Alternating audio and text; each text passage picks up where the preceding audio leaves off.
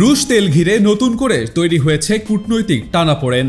মঙ্গলবার ভারত আমেরিকা বাণিজ্য বৈঠকের মাঝেই বড় ধরনের সাড়া ফেলে দেয় ঘটনাটি।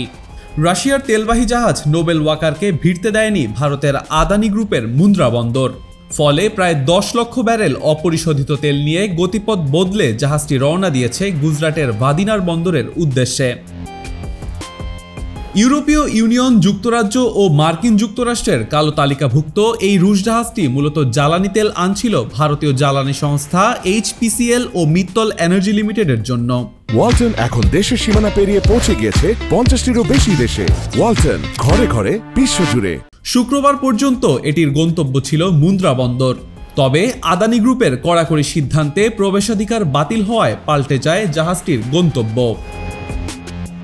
গত সপ্তাহে আদানি গ্রুপ জানায় তাদের অধীনে থাকা 14টি বন্দরে কোনোভাবেই ঢুকতে পারবে না EU, যুক্তরাজ্য বা মার্কিন যুক্তরাষ্ট্রের নিষেধাজ্ঞাপ্রাপ্ত কোনো জাহাজ।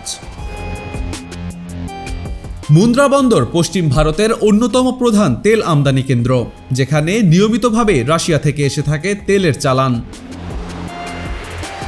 উল্লেখ্য, 2022 সালের ইউক্রেন যুদ্ধে রাশিয়ার বিরুদ্ধে পশ্চিমা নিষেধাজ্ঞা জারির পর থেকে সমুদ্রপথে ব্যাপক হারে সস্তায় তেল কিনে চলছে ভারত।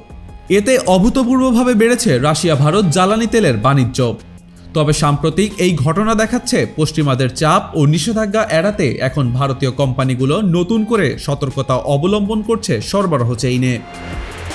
Desk report, Manabzamin.